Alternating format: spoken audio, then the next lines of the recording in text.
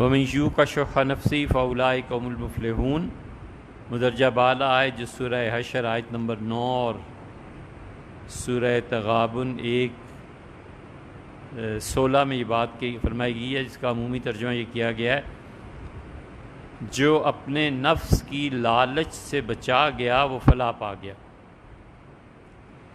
حدیث کی روشنی میں اس کی وضاحت کر دیں۔ دیکھیے اللہ تعالیٰ نے قرآن کریم میں فرمایا وَنَفْسٍ وَمَا سَوَّاهَا، اور ہمیں قسم ہے انسان کے نفس کی اور جو کچھ اس میں ڈالا گیا، اور اللہ نے فرمایا فَأَلْهَمَهَا فُجُورَهَا وَتَقْوَاهَا، 50% انسان کی طبیعت میں نیکی رکھی گئی ہے اور 50% طبیعت میں شر رکھا گیا۔ شر اور نیکی دونوں برابر کے ہیں، 50-50%۔ اگر یہ نہ ہوتا تو امتحان کاہے کا؟ اس لیے کبھی شر کی قوتیں غالب آتی ہیں اور خیر ماند پڑ جاتی ہے، کبھی خیر کی قوتیں غالب آتی ہیں اور شر ماند پڑ جاتا ہے۔ اس نفس میں خیر اور شر کی کشمکش میں انسان کس چیز کو کرے؟ نیکی۔ کس چیز سے بچے؟ اللہ نے کہا میں یوں کا شح نفسی، شح سے بچو۔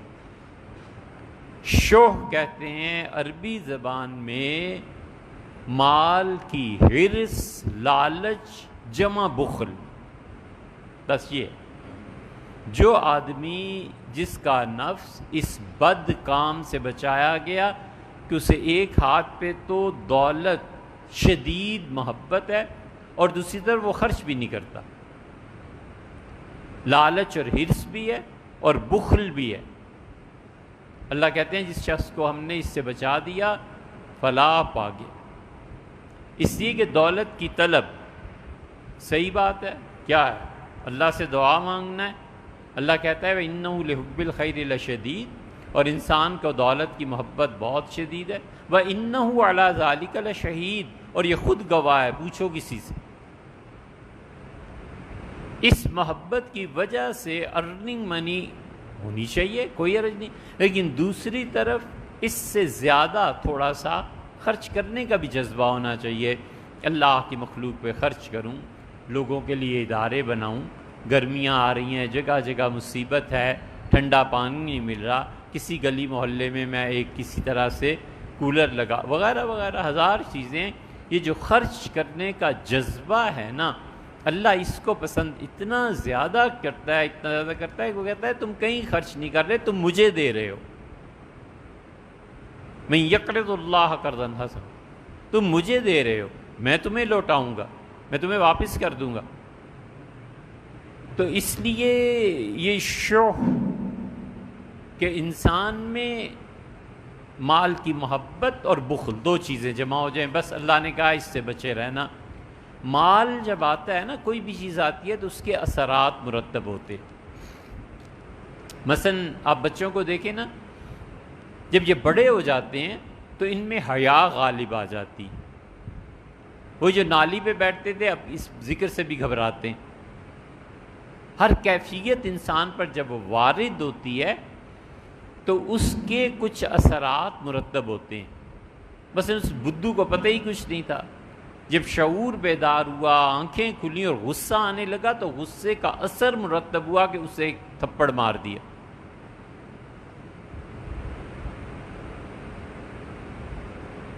مولانا روم نے مثنوی میں لکھا ہے کہ عقاب کا بچہ تھا یا شیر کا بچہ تھا، تو ماں مر گئی اور شیر کا بچہ جو تھا وہ بکریوں کے ساتھ رہنے لگا، یا پھر وہ عقاب کا بچہ تھا اور وہ کووں کے ساتھ رہنے لگا، جو بھی تھا ایک مثال لے لیتے ہیں اس کی۔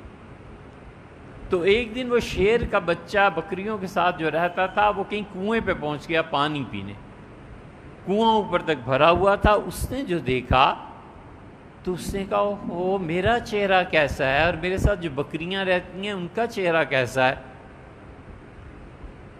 پھر اس نے کہا میرے اتنے پنجے ہیں اور بکریوں کے پنجے کدھر ہیں؟ پھر اس نے اپنے چہرے کو پھر غور سے دیکھا اور کہنے لگا اتنے لمبے لمبے دانت، اور بکریوں کے دانت گھسے ہوئے گھاس چباتی ہیں۔ تو اس کے اندر کے شیر نے انگڑائی لی اور اس کے اندر کا شیر جاگ اٹھا۔ جب وہ جاگا تو جا کے اس نے بکریوں پہ حملہ کر دیا، دو چار کو مارا، دو چار کا پیٹ چاک کیا اور بھاگا جنگل کی طرف۔ اس نے کہا میں تو شیر ہوں۔ علامہ اقبال نے اسی کو لیا ہے، روم کو اسی لیے اپنا استاد کہتے تھے کہ اقبال کئی جگہ بنیادی طور پہ انہی کا فکر لیتے ہیں۔ علامہ اقبال نے کیا کہا ہے، وہ فریب خوردہ شاہی جو پلا ہو کر گسوں میں، شاہین اور عقاب جو بچہ فریب میں آ کے گدھوں کے ساتھ چلا گیا، اور گدھ اور یہ عقاب دونوں اکٹھے پلتے رہے۔ وہ فریب خوردہ شاہی جو پلا ہو کر گسوں میں، اسے کیا خبر کہ کیا ہے رہو رسم شاہ باز۔ تو اندر کا عقاب اس کا جاگ اٹھا۔ اب جو اس نے فضا میں آنا شروع کیا تو پتہ چلا کہ تو نسل ہی اور ہے۔ اسی لیے انگریز بڑا دانا، بڑا حکیم، کئی لوگوں کے بچوں کو 1906 میں 1907 میں بڑے بڑے لوگ ان کے بچوں کو انگریز وہاں لے گیا تھا، اور جب 20-30 سال کے بعد وہ بچے واپس آئے ہیں تو ان بچوں میں جو حریت کا جذبہ تھا اور جنہوں نے ساری خوبیوں کے باوجود انگریز حکومت کے خلاف بغاوت کی تھی، انہوں نے انہیں ایسا اس بچپنے میں پالا کہ انہوں نے کہا بچے جاؤ، اور اب بغاوت کا بیج تم سے اکھیڑ دیا ہے، اب ہمارا نظام ہندوستان اور پاکستان میں تم ہی سنبھالو۔ نام نہیں لیتا، مگر ایک بہت بڑے آدمی تھے، انگریزوں نے ان کی پھانسی کا حکم دیا اور پھر پھانسی ان کی معاف کر دی، لیکن اللہ تعالیٰ بچائے حیدرآباد جیل میں انہوں نے کہا تم آزادی کرتے ہو، ہم تمہیں عمر بھر کی آزادی دیتے ہیں۔ جیل میں لوہے کے پنجرے میں انہیں بند کر دیا۔ سکھ جو تھے جب کسی کو پکڑتے تھے مارتے تھے تو جو زیادہ ہی جس کو سزا دینی ہوتی تھی، ایک انسانی قد کے مطابق چکور بناتے تھے سریوں کا، سٹیل کا، اور اس کے اوپر ایک ہک دے دیتے تھے۔ صبح و شام سکھ سپاہی آ کے اٹھاتے تھے، ہک میں لٹکا دیتے تھے اور نیچے اس کے لکڑیاں رکھ کے آگ لگا دیتے تھے۔ پاؤں بھی جلتے تھے اور دھوئیں سے سانس بھی دشوار ہوتا تھا۔ گوروں نے اس پہ ذرا سی تخفیف کر دی تھی، ہک نہیں لگاتے تھے، زمین پہ رکھ کے صبح و شام سے کرنٹ لگاتے تھے، اتنا کرنٹ کہ نہ وہ مرے نہ وہ جیے۔ اس حریت پسند انسان کو انہوں نے حیدرآباد جیل میں سزا میں ڈال دیا اور بچوں کو ساتھ لے گئے۔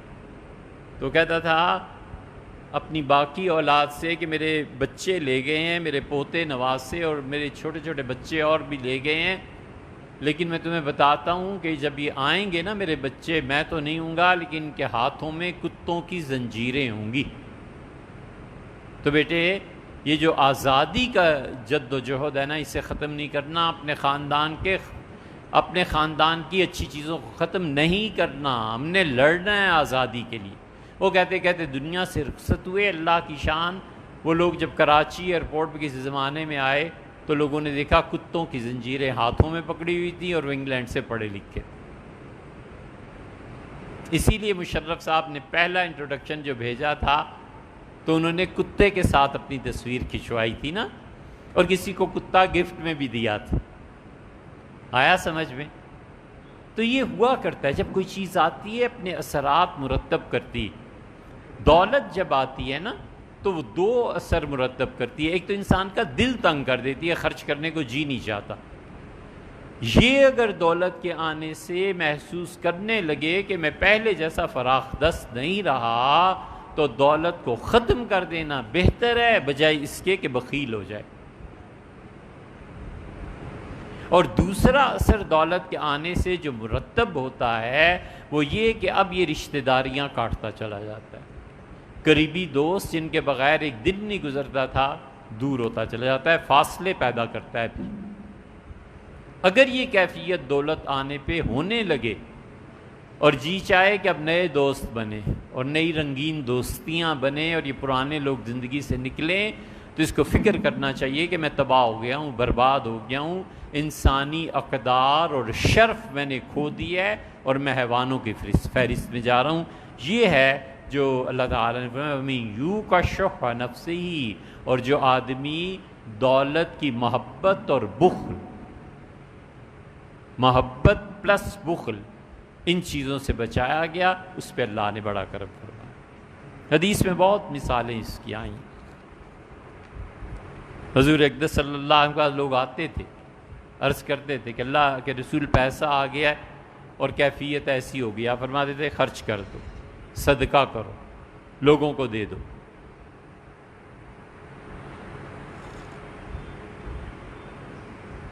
اس زمانے میں شاعری پہ بڑا فخر تھا، ایک آدمی کی شاعری غضب کی تھی، اس کا اللہ کے رسول شاعری دن بدن میرے سینے میں جوان ہو رہی ہے اور میں اب اس حد تک آ گیا ہوں کہ میں لوگوں کو ذلیل کروں، اشعار کے ذریعے ان کے خلاف نظمیں لکھ کے۔